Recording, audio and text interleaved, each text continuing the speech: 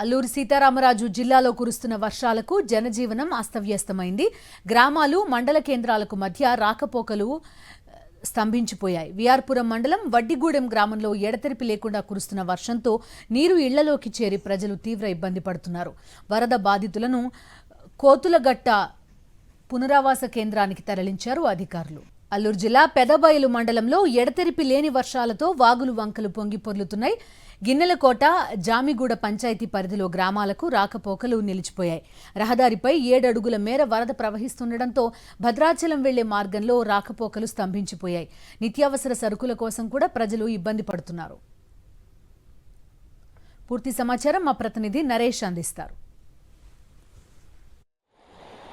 Agency ప్రాంతంలో గత 3 రోజుల నుంచి ఎడతెరిపి లేకుండా వర్షాలు కురుస్తున్నాయి. ఈ వర్షాల కారణంగా కొండపై నుంచి పూర్తిగా వరద నీరు రహదారుల నుంచి నేరుగా గ్రామాల్లోకి, అదేవిధంగా పంట పొలాల్లోకి చేరుకుంటుంది. ప్రస్తుతం మనం అల్లూరు జిల్లాలోని అరకు నియోజకవర్గంలో ఉన్న పూర్తిగా కూడా ఏ విధంగా ఉన్న పరిస్థితి చూస్తున్నాము. అయితే పెదబయలు మండలంలో ఉన్న ప్రధాన రహదారులపై ఈ విధంగా వరద నీరు అలా పారుతూ కూడా నేరుగా పంట పొలాలకి చేరుకుంటుంది. మొత్తం పంట పొలాల నిండా కూడా మొత్తం నీరు ముంచెత్తిన పరిస్థితి చూస్తున్నాము.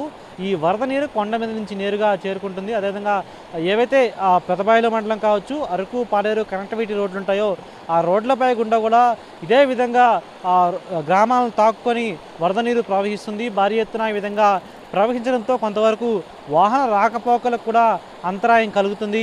మరోవైపు ఏజెన్సీ ప్రాంతాలకు సంబంధించి గత 3 రోజుల నుంచి ఎడతెరిపి లేకుండా నాన్ స్టాప్గా వర్షం కురవడంతో కొంతవరకు ముందుగా కరెంటు, అదేవిధంగా పూర్తిగా నిత్యావసర సరుకులు తీసుకోవడం కూడా చాలా ఇబ్బంది పడుతున్న సిచ్యువేషన్ కనిపిస్తుంది. అయితే ఈ ఘటనకు సంబంధించి ఎందుకంటే మొట్టమొదటిగా నిత్యావసర సరుకులను ప్రభుత్వం వెంటనే వారికి అందజేయాలని ఇప్పటికే గ్రామస్తులు డిమాండ్ చేస్తున్నారు.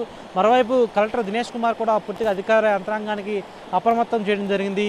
ఎవరైతే కొండ దిగువ ప్రాంతాలు ఉంటాయో ఇంకా ఈ వరదలకి, అదేవిధంగా వర్షాల కారణంగా చాలా వరకు కూడా పెద్ద పెద్ద బండరాళ్ళు కొండపై నుంచి దొర్లి కింద పడే అవకాశం ఉంది.